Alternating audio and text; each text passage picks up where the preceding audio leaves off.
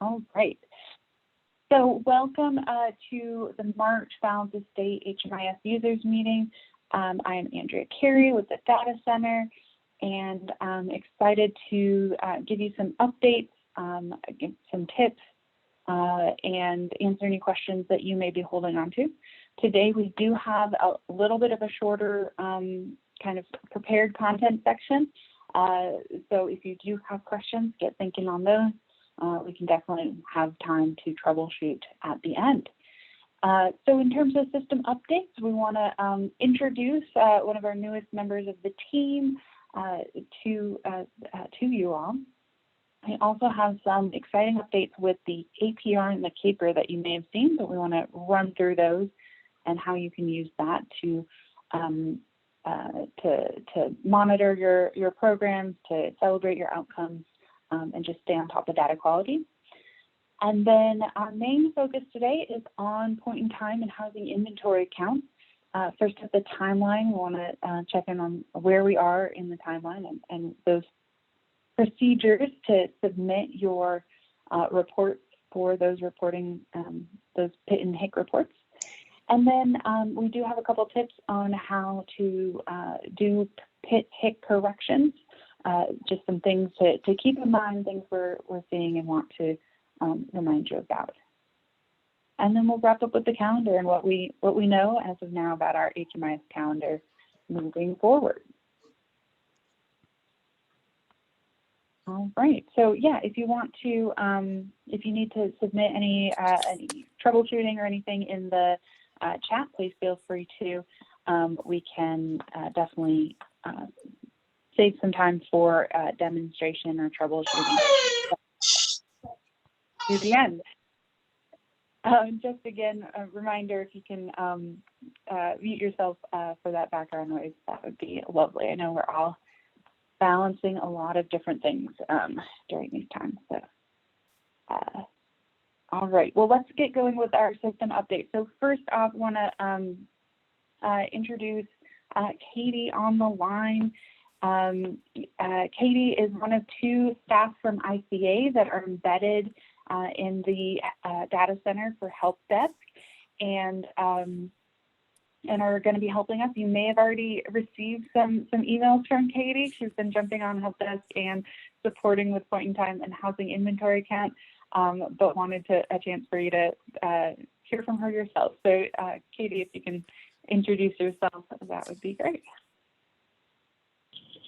Good afternoon, everyone. I'm Katie. Ironically, I recognize a lot of names of people who are here. So I just want to say thank you to everyone who's been very patient with myself and Tanya, who's the other new staff member, as we're getting to know your community. Your insights have been really helpful, and we really appreciate all the feedback that you've been providing. I've been doing HMIS lead and system admin type work for about 4 years. And I was with the St. Louis community, and that's actually where I still live right now. And before that, I actually lived and worked in Phoenix, Arizona, and I assisted with family homeless shelter out there. So it's been nice getting to know you guys, and I'm looking forward to continuing to work with you guys. Yeah, thanks so much, Katie. So yes, what better way to get to know the community than to dive into point in time and housing inventory count, where we're looking at everyone across the board in very, very detailed ways. So really appreciate all of your hard work on the ground, folks, as HMIS users, and Katie's help in working with us on corrections and getting this information into HUD. So we're excited to have both Katie and Tanya. Tanya's out of the office right now, but we'll be back. So really excited to have both of them on board. Let's see, and just a couple other notes that, yeah, you'll mostly see Katie and Tanya on those help desk replies and PIT HIC, but we're going to be, after PIT HIC, we're going to be moving in some different directions and different support areas. More to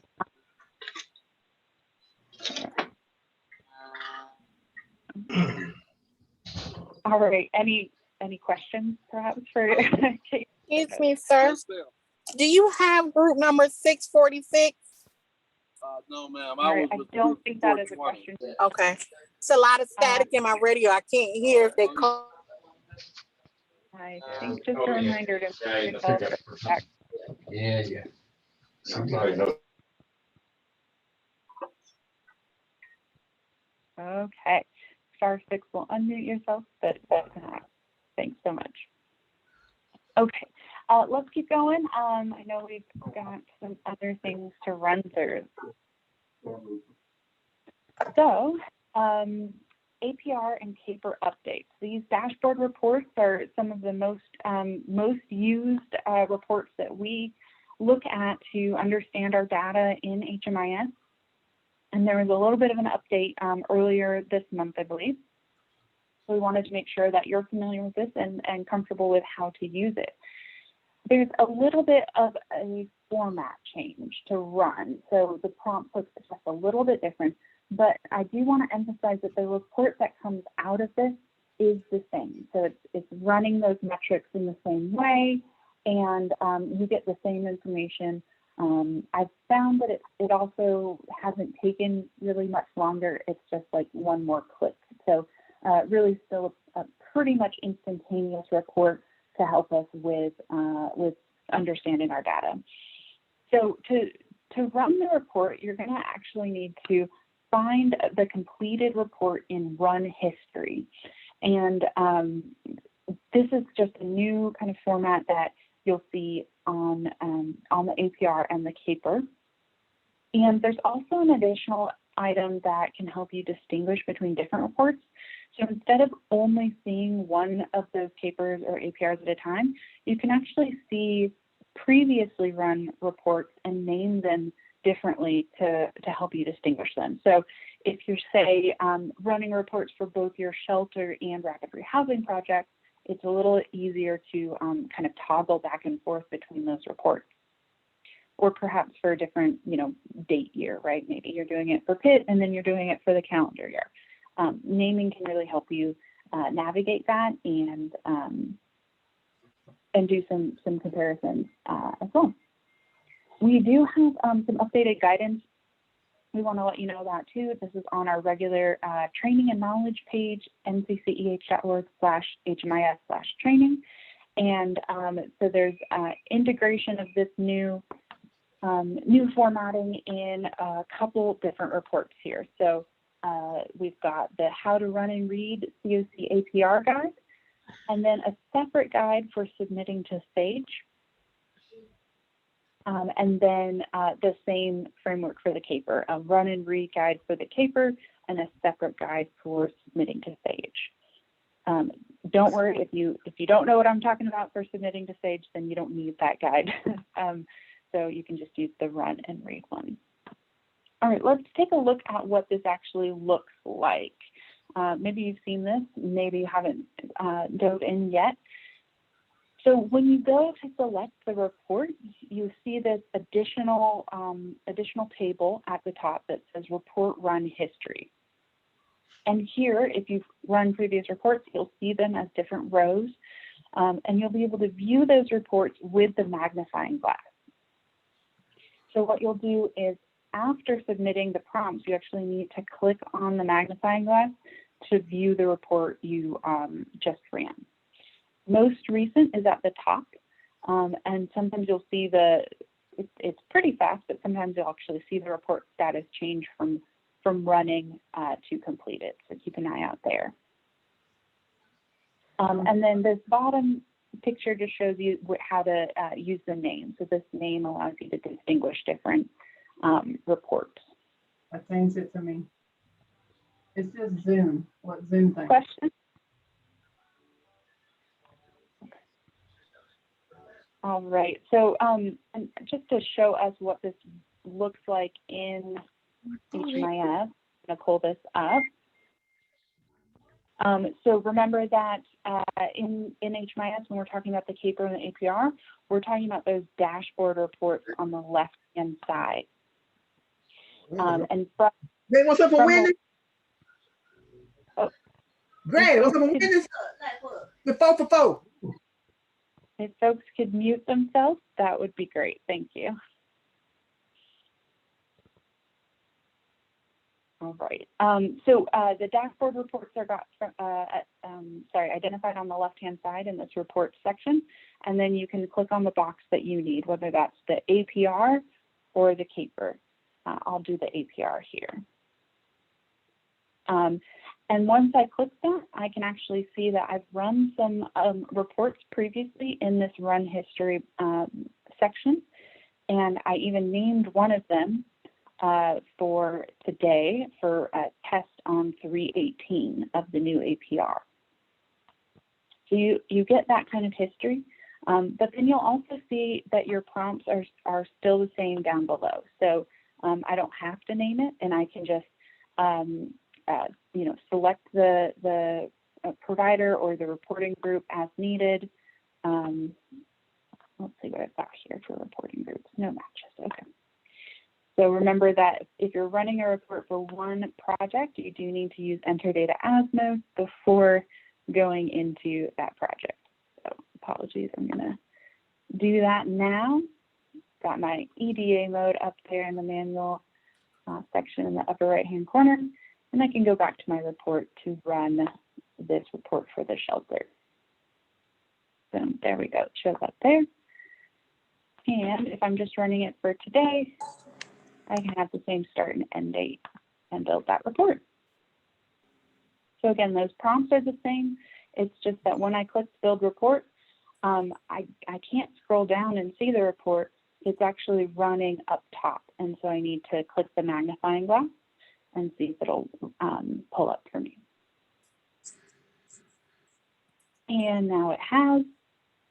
And I've got my report, same as always, with the validation tables, the data quality up top. And don't worry, this is, I think, Han Solo or his son. So this is a fake client. You're seeing those 50% error rates. Not good, but this is just fake data. All right, and if you refresh, you can also see that the status will update there. All right, any questions on the CAPR or its kind of sister report, the APR? Yes, this is Latasha. I do have a question. How can reports be deleted after use? Can they be deleted from the report history or no? Oh, great question. No, they have not introduced that yet. So I agree that even just running a report to prepare for today, I ran 6 ones. And so that's a lot. And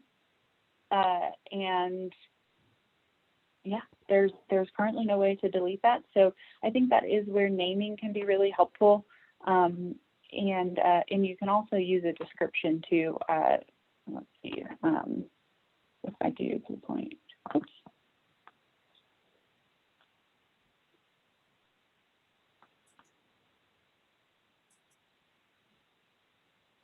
What that looks like in the history. Okay, so the description doesn't show up there, but then if I pull it up with the magnifying glass, I can get the description. So hopefully that name and description helps you kind of navigate those different reports. Definitely putting in, a date range in the name could be helpful. Like, are you running this for calendar year 21, CY 21 for January through, say, today's date? That's a great thing to do coming up on the end of the quarter. And so, put those date prompts maybe in the name to help you navigate that. Okay, thank you. Yep. And then you'll see too, I think I just removed this, but you've got different pages. So it does seem to have all of the history of you running those reports, just pages and pages of it, which is a little bit different. We'll let you know if that changes, but for right now, we get a little extra detail.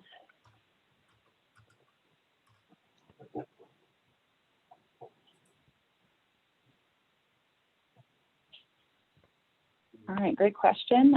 Any other questions about the new APR and CAPER?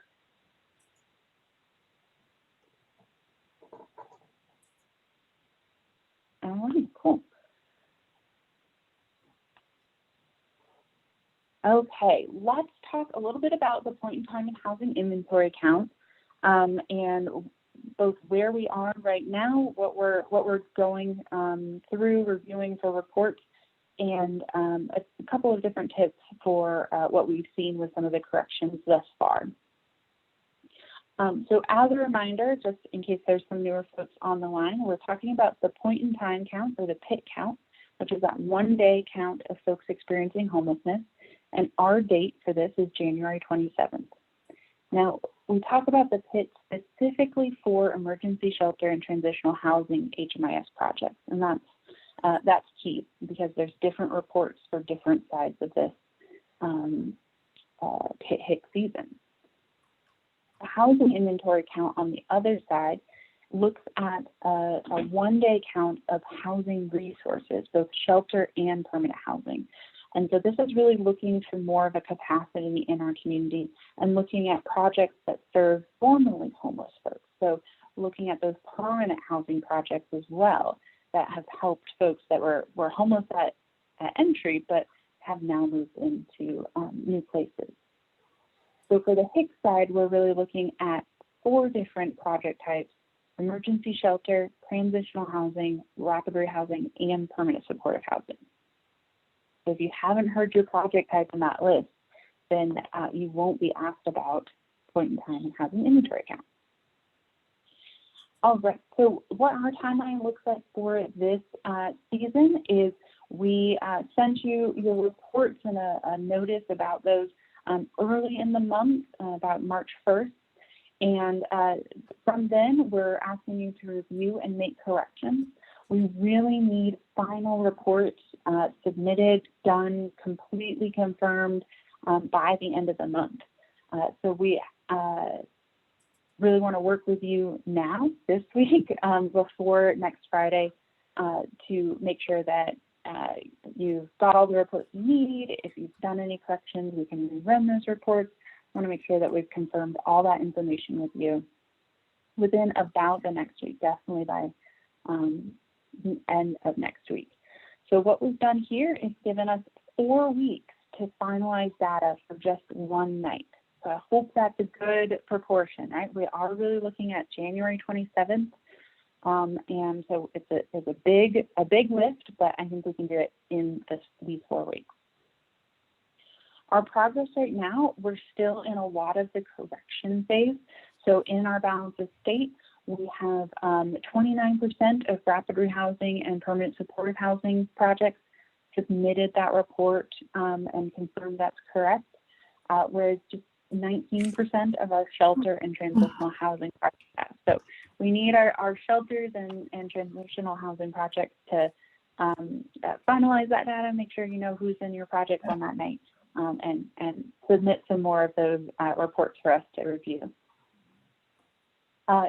Just remember that we are asking you to submit data when it's correct. So take a look at that before submitting, and then contact us if you need any help with the corrections. And we've been in contact with most everybody up till now, so this doesn't include the in progress numbers.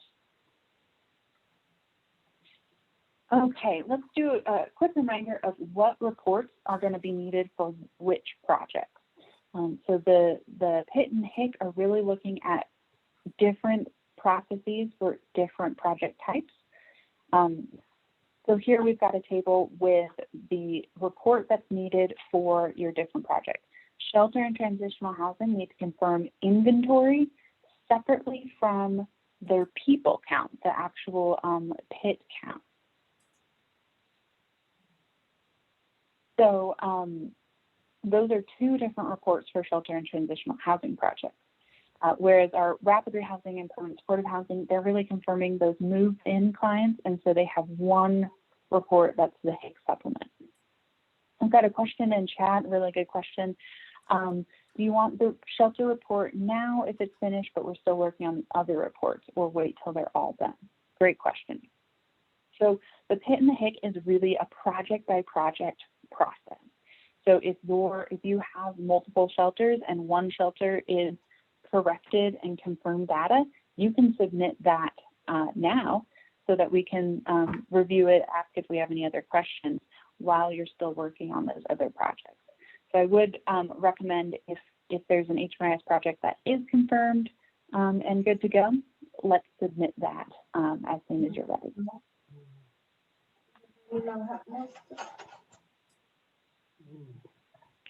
Okay, so we are still running these reports for you, so you don't have to worry about those prompts, but it certainly helps if you let us know when you need a new report. So let us know once you've done those corrections so we can schedule it for the next day. These reports are run in the agency administrator's ART inbox, and that does take a night to refresh, right? So once you've done corrections, we're going to schedule it for the next morning so that those corrections do appear in the report. And if you do want those reports run for someone else's ART inbox besides the official agency administrator, please let us know. And several of you have already reached out about that, so thank you. All right, so when those are in your ART inbox, you're going to be looking for the reports that look like this. So we're going to name it with the year of this reporting season, which is 2021. You're going to know that NCCEH ran this report because that's there in the name. And then we're going to give you the specifics of what projects are included in this report and their project type. So Rapid Rehousing Project 20249 is in this top report, and Transitional Housing Project 5783 is in this second report. And then you'll notice that there's not the Rec 101 that's going to be emailed directly to you. It's run through a slightly different reporting software from our HMIS, so we have to email that to you directly. All right, so this should help us identify those new reports. Again, those will be at the top of your ART inbox in bold if you haven't downloaded them, and distinguished by HMIS ID so that we can really, narrow in on your different reports for different projects. Okay, and just a reminder that on the right-hand side is the date it was run, so you can see that most recent report.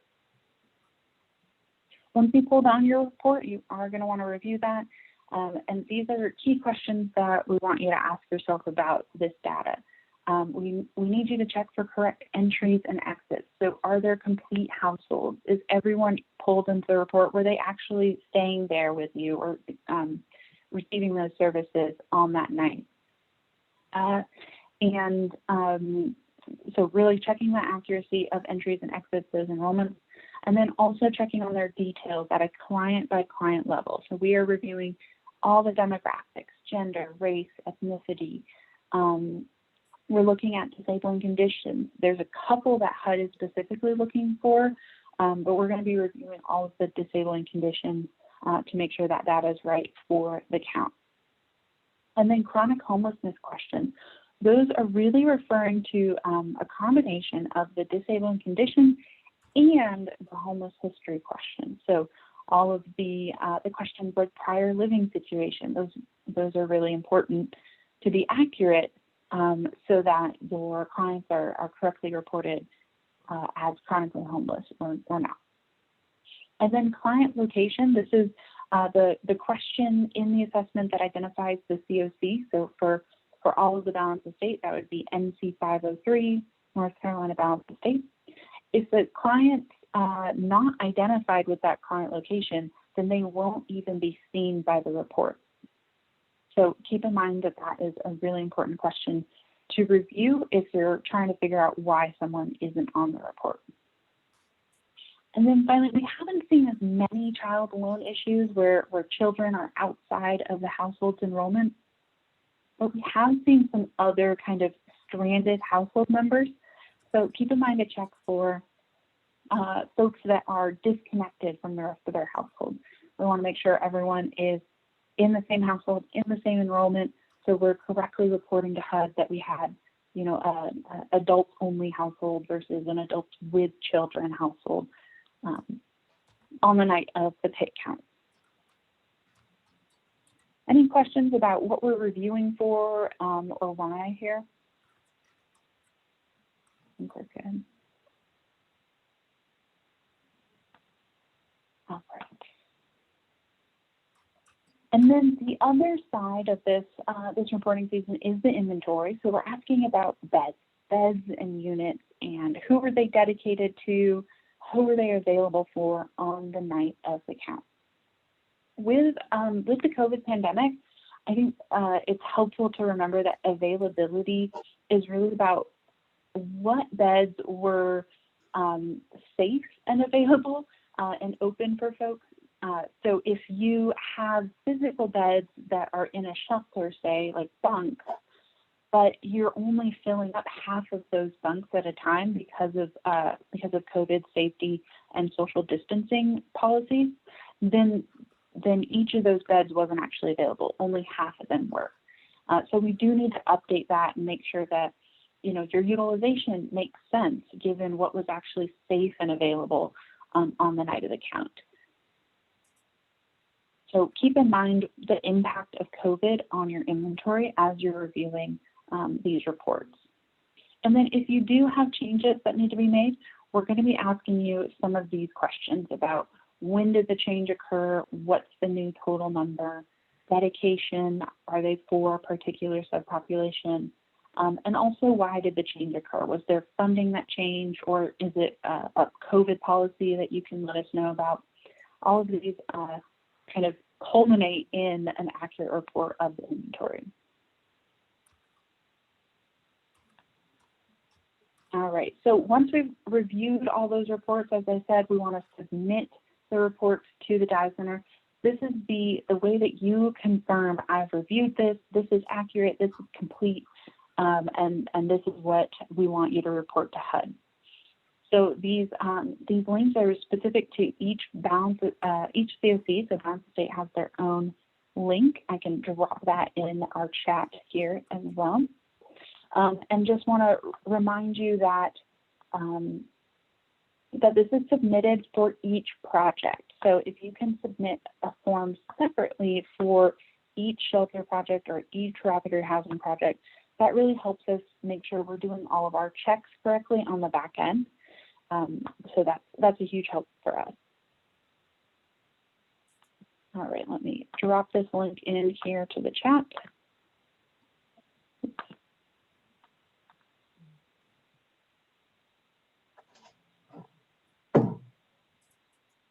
Okay, and I see a question from Sharice about SSVF beds. SSVF is a little special this year, so they have a little bit different instructions. SSVF is mostly a rapid rehousing, a permanent housing provider, and so for those rapid rehousing projects, we need to report who moved into permanent housing. However, this year HUD has also said we need a separate report of everyone who was staying in hotels or motels on the night. It's almost as if the SSVF providers became major shelter providers because of the pandemic and because of all the resources that you were able to spend for hotel motel stays. So that emergency housing assistance through the SSVF program is being considered a separate shelter this year. And we can talk more about that offline, but just to clarify for folks that know about that program. All right, so I sent that link in the chat for the BoS PIT-HIC submission form. Let's make sure I can spell that correctly, just to let you know. And then this is going to be submitted for each project with a contact person that's actually an HMIS user. That's super helpful, so we can follow up with corrections. And then you can attach those reports as applicable to the form. We do want to make sure that those reports are attached because that's kind of the confirmation that this is the report that you looked at. This is the report that is actually accurate.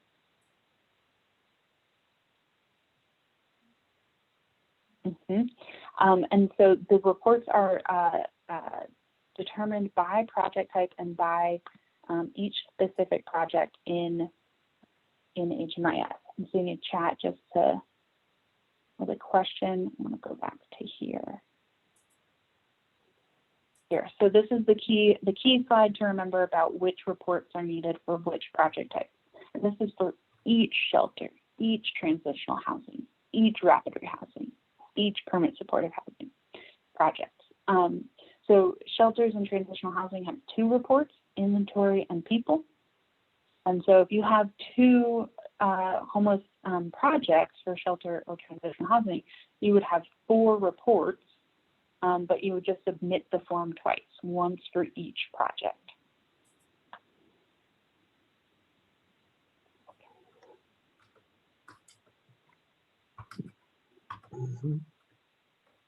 Awesome, great. Once you submit, then we may have some additional questions for you. So I just want to let you know, like, HUD has a lot of questions for us about what happened, why, and how did it change year from year. And we can't really ask the right questions of you about, how or why changes happened until we know what happened this year. So do keep in mind that once you submit, there may be some follow-up questions, and we need your help to get all the information that HUD needs us to submit. We definitely understand that COVID-19 may have forced a lot of programs to change capacity or locations, but we need some more details about that.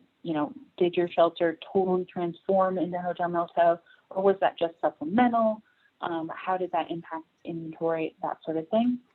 And then for rapid rehousing and permanent supportive housing projects, we do need to ask about the most frequently used zip codes for projects for those move-ins. And we can help provide maybe last year's zip code as a reference point, but just know that question is going to be coming towards you.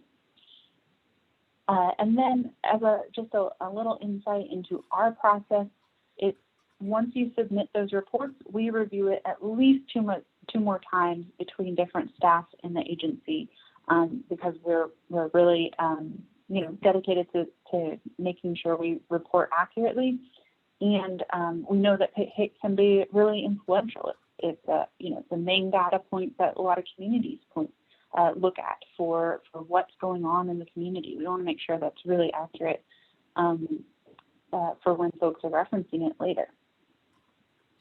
And we acknowledge too that this is a lot. We are reviewing every single client that stayed in one night of the year in all of our projects. So that is a really thorough review. And we also want to acknowledge that this is our third reporting season in 6 months or so, right? We're kind of going back to back on these reporting seasons, and this is the last one for a while. So we want to finish up strong and then kind of recalibrate on how we can make reporting seasons easier moving forward. Let's see, did I see a question? Clarifying about zip codes, yes.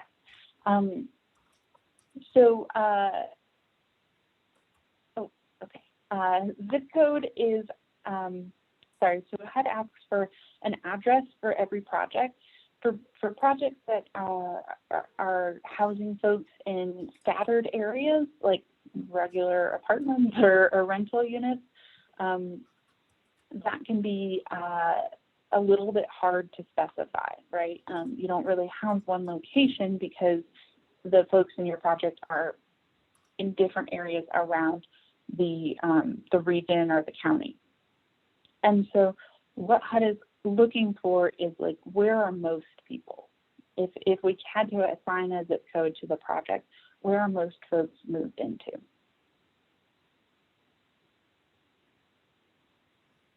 So project, specifically I'm referring to HMIS projects. So an example would be, where are most of your back at home rehousing, rapid rehousing folks moving into, versus where your annual ESG rapid rehousing folks moving into. And if you have questions about that, let's talk through it. We can definitely support you with figuring out how to calculate that. Hey, Andrea. Yeah. It's Carrington. Sorry, Okay. so that's not something that we are capturing any specific place at this point. So you want us to get the zip code for each address and then figure out by project which are in the most? Is that what I'm hearing? Gotcha. Okay. Yeah. So Brian, if you want to pop in it all too, I think we can use some proxy zip codes maybe. But I just want to make sure I'm not advising the wrong thing here. Oh, and Brian had to hop off, so that Okay. is not going to, you won't respond. Yeah, so this is.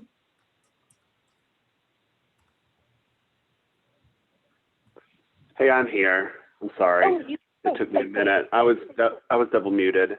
Can you? I missed part of the question. Yeah, I know it's about zip codes, but I missed the beginning. Can you explain, Carrington, again what your question is? Yeah. So there's a note on the presentation slide that says we need the most frequent zip codes for each HMIS project. So I'm just trying to figure out, are you needing a list of every single zip code for each individual address? No, we do not need that. Yeah. I mean, that's one way to do it. I think that you all can just tell us the most frequent zip code. But if we don't track that. So I think we could use a proxy or an estimate, Brian, because. Yeah, I think that's fine. Yeah. I mean, if you know, like Carrington, if your project, I know that you cover four counties, you probably have most of your people in Henderson. I think it's probably okay for you to just say, okay, most of our people are in Henderson County. Most of our people are probably in Hendersonville. Let's give them the zip code for Hendersonville. Okay. I mean, we trust that works for you. We're obviously not going to go through all of your files. We don't want you to have to go through all of your files to figure that out. What I was asking. Yes. I think that is perfectly acceptable for what we have to do. Okay, appreciate it. Thank you. Yeah, excellent question.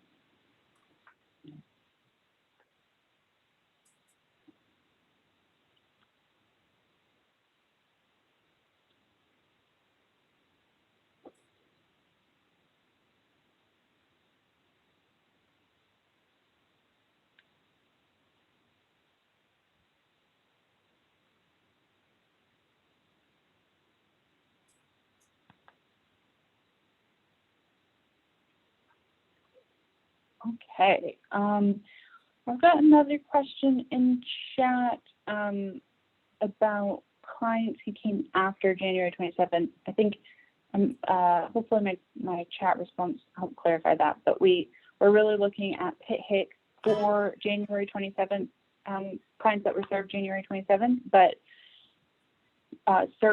definitely add folks to HMIS in general that were served after that, but you just won't see them. Hello, it's Michelle.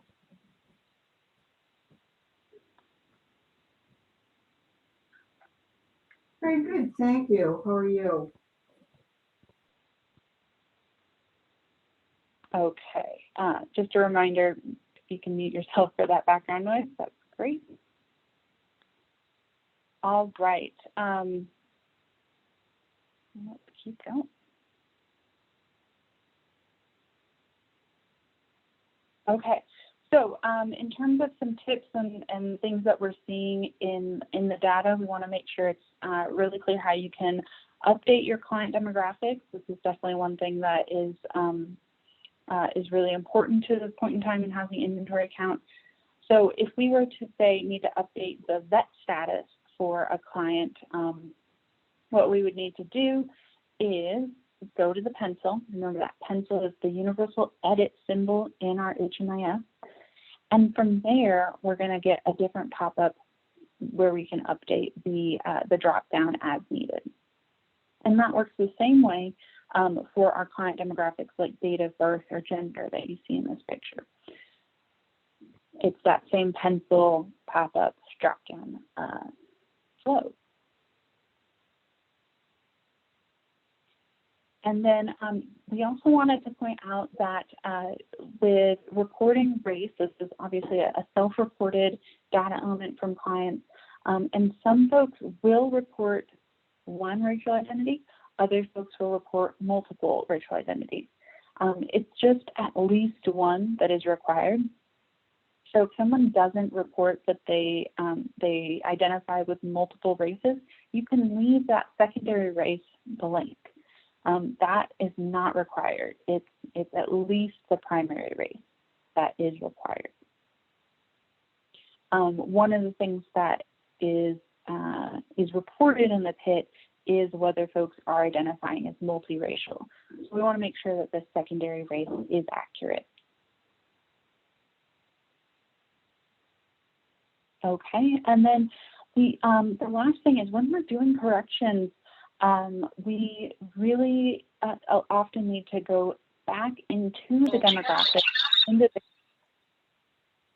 into the history, and make sure that the incorrect response is actually removed. And so how you check a question's history is, for demographics, you'll need to go into the pencil, and you're going to see these kind of history boxes. You want to find that color bar so that you can click on the red there. There we go. Click on that box. It could be red, it could be green, could be somewhere in between, but it's that box there. That will get you the history, not the history of all the information that you can see around responses. So if you accidentally entered in something incorrect, you can use the enter data as mode that entered that data. So here I would need to do this project in Pasquotank County in order to see that trash bin and delete it. Now, be really careful about deleting things, right? That's only done as a last kind of resort. We want to be really careful about that. There's no undo button. But this is how you would review that history for a response.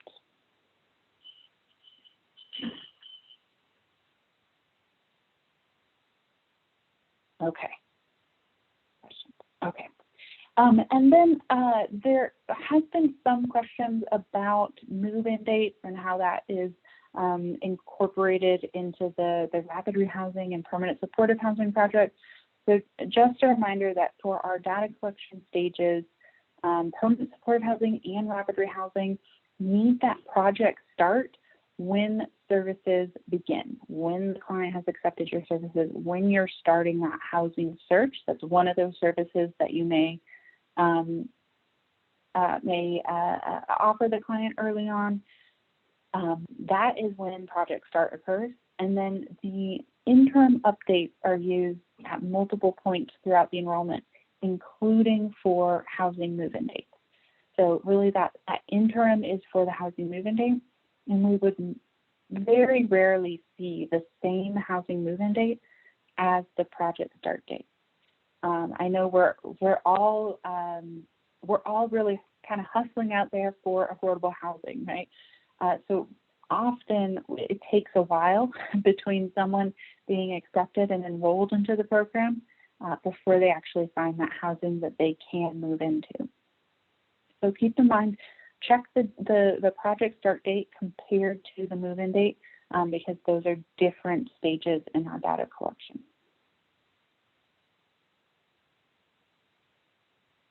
All right, and for PIT-HIC, we're not looking as much at annual assessments, but it's always a good reminder that that's required every client for their anniversary. Okay, any other questions about point in time housing inventory count and those corrections?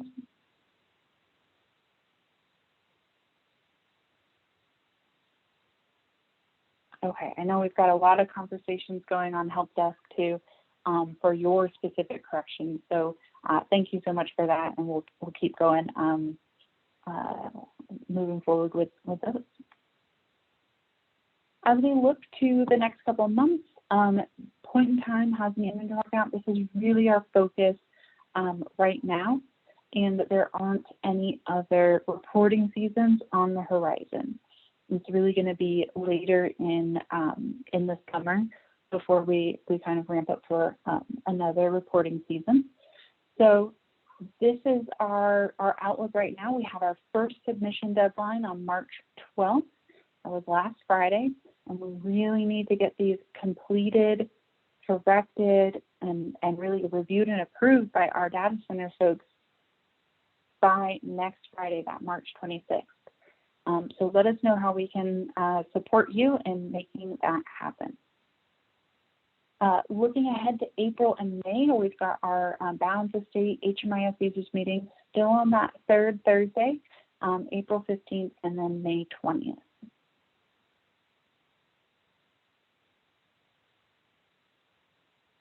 All right, and this is our help desk contact. Definitely use that HMIS@NCCEH email. We're still out of the office right now, so the phone number is really more of a voicemail box right now. But we will let you know if and when that changes. Of course, it looks like there's kind of light at the end of this pandemic, and so we may be going back to the office sooner rather than later, but no dates yet.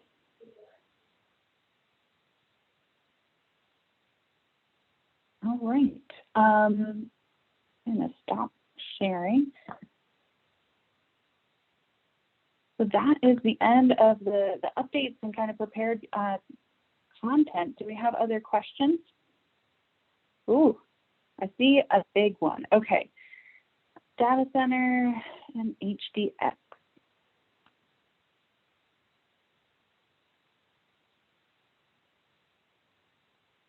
Yes, so HUD has been a bit quiet around final deadlines and the portal that we use to submit point in time and housing inventory count. So Lori, we can talk a little bit more for the other CoC, but it does look like it is April 30th.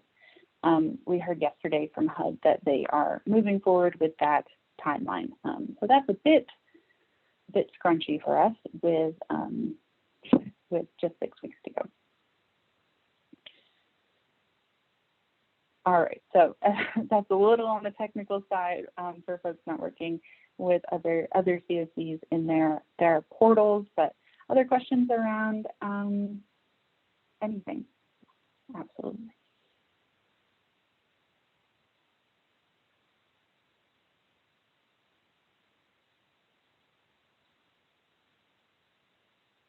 Okay, well, we really appreciate your time today. Thanks so much for joining us, and hope this was helpful. And look forward to seeing you again next month, April 15th.